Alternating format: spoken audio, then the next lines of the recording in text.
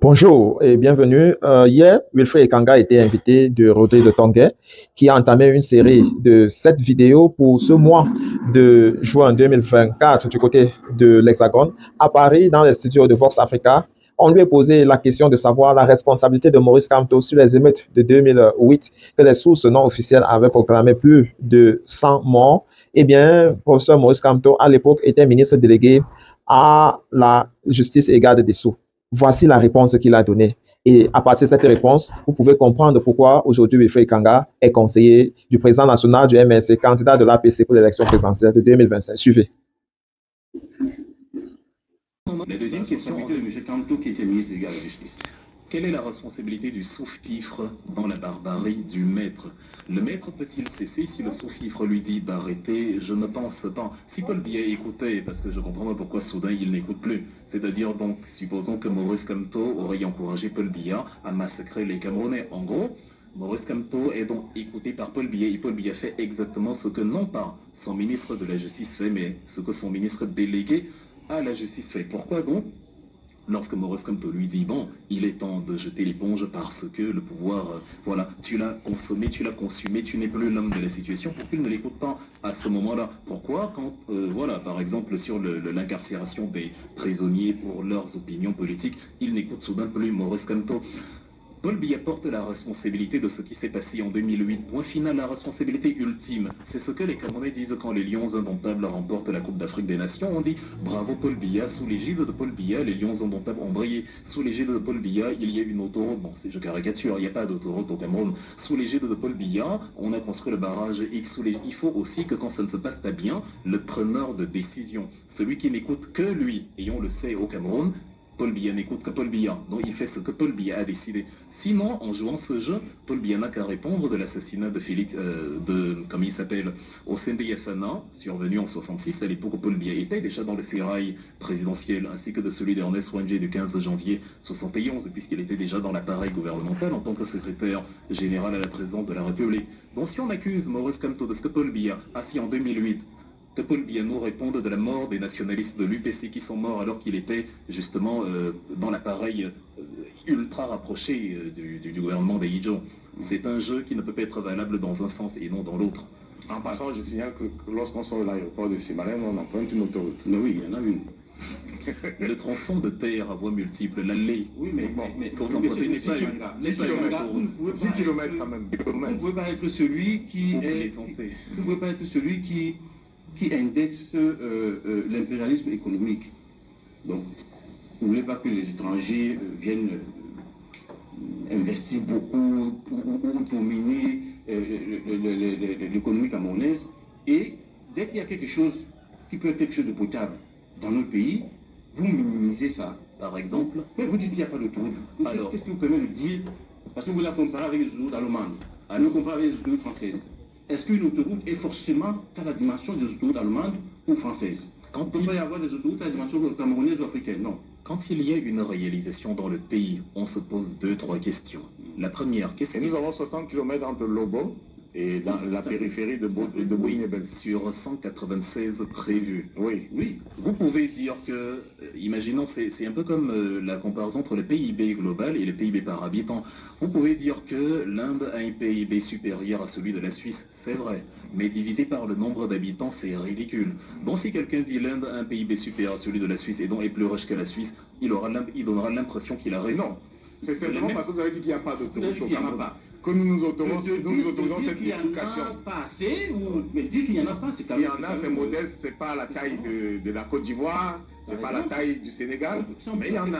Si vous c'est les faits, vous êtes revenu sur les faits pendant... Si vous vous satisfaites, le fait... Non, on n'est pas satisfait. On dit, vous avez dit qu'il n'y a pas d'autoroute au Cameroun, nous disons qu'il y a 60 km entre Lobo, dans la périphérie de Col-Dissonne, et la périphérie de Womiebel, et il y a 10 km entre le quartier Sam et l'aéroport de Simalène. Ça, c'est des faits. Dans ce cas, il aurait fallu dire aux Camerounais, il y a une dizaine d'années, nous allons vous construire 60 km d'autoroute. Les Camerounais attendaient une autoroute qui a un sens, qui permet, aux marchandises de s'écouler facilement entre les deux capitales, aux accidents d'être drastiquement réduits, puisque la cause principale des accidents, c'est la collision. Non, on ne voulait pas laisser passer une contre-vérité.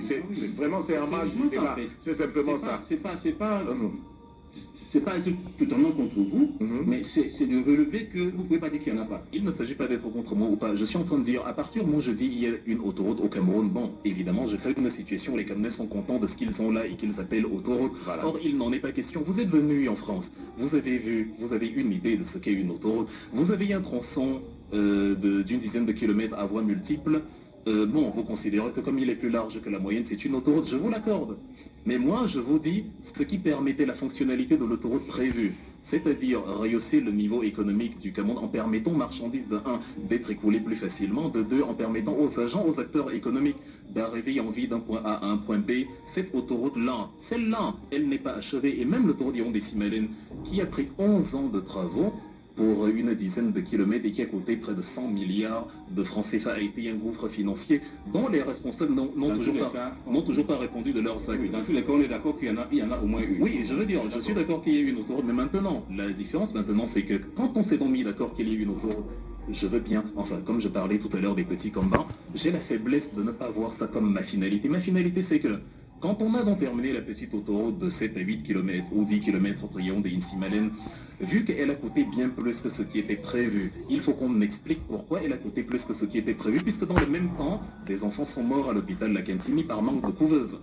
Bon, il faut qu'on explique que l'argent qui était utilisé servait vraiment l'autoroute, et non que c'était une surfacturation d'un argent, voilà, d'une infrastructure qui coûtait à la base beaucoup moins cher et qu'un argent qui aurait pu servir à dynamiser un autre secteur est rentré dans les poches privées. Idem pour les 60 km de la route Yaoundé-Douala sur 196, qui n'est toujours pas achevée et qui a déjà coûté bien plus cher que ce qu'elle aurait dû coûter pour ce qui a déjà été réalisé.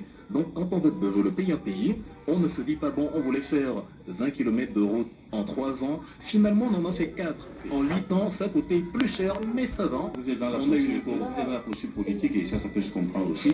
Je voudrais qu'on parle un peu maintenant vous avez esquissé un mot tout à l'heure par rapport à ça, de ce qui s'est passé au Sénégal.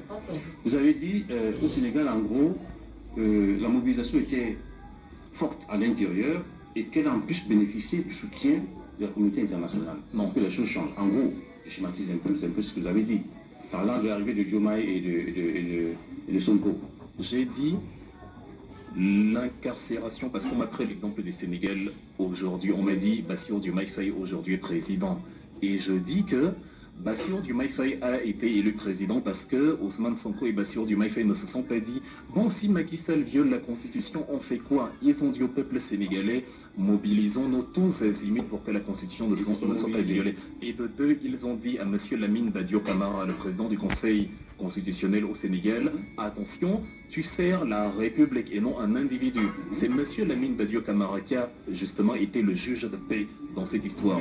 Aux antipodes de Tangana Clément au Cameroun, qui lui se sent redevable plus qu'autre chose. Vous avez dit aussi qu'il y a eu le soutien de la communauté internationale. Non, je dis c'est la mobilisation. La pression de la communauté internationale. Non, je n'aime pas le mot communauté internationale parce qu'elle désigne le petit collège de pays occidentaux qui nous ont colonisés. La pression internationale peut venir d'autres entités. Ça peut venir de l'Éthiopie, de l'Ouganda, de la Libye, d'autres pays africains qui, en regardant le Sénégal, mettent une pression sur Macky Sall. D'ailleurs, il est dans l'Union africaine. Ma question, c'est de savoir, on est d'accord sur ce que vous dites, ma question, c'est de savoir pourquoi le MRC n'allait pas le faire pour le Cameroun. Parce que la construction, pour plusieurs raisons, parce que déjà la construction nationale est un processus de longue haleine, et de deux, parce que le Sénégal n'a pas le même facteur prévu qui nous permettait de revenir sur la question de ce cher Olivier sur le clanisme, c'est-à-dire au Sénégal il y a une sorte d'unicité linguistique, c'est pas tout à fait ça, mais quand même, c'est pas comme nous, vous avez 300, 400 groupes ethniques, et vous avez carrément la facilité de dire à un parti politique c'est-à-dire ceux qui font preuve du tribalisme le plus décomplexé à ciel ouvert, mais pour opérer le transfert de culpabilité auquel je faisais allusion, comme cela à autrui, et justement utilise cela comme un moyen politique. Au Sénégal, il y a une unicité religieuse, il y a une relative unicité linguistique qui fait que M. Ousmane Sonko peut tenir son premier discours en Wolof sans que ça ne choque personne, puisque la quasi-totalité y vont le comprendre. Chez nous, comme ce n'est pas possible. Et donc, l'appareil, l'appareil mesquin que Paul Biya utilise dans le cas du Cameroun, c'est par exemple de dire, comme M. Olivier m'a posé la question, le MRC est un parti clanique. Clanique, je peux poser la question, de quel clan s'agit-il? Je ne suis suis pas du groupe ethnique de Maurice Kamto, je ne suis pas de ce clan. Et je suis quand même très à l'aise au sein du parti. Autant que tous les membres du RDPC ne sont pas du clan du président de la République. Le problème, c'est donc que ceux qui, au nom du RDPC, cela ne s'est jamais vu au nom du MRC, empêchent les Camerounais de venir à Comme 2, empêchent les SIF, empêchent les Camerounais de venir à Ibolova. Et ils le font. Non, nous le faisons. Mais ce sont eux qui disent nous sommes un parti clanique. C'est le fameux transfert de culpabilité. Je vais vous prendre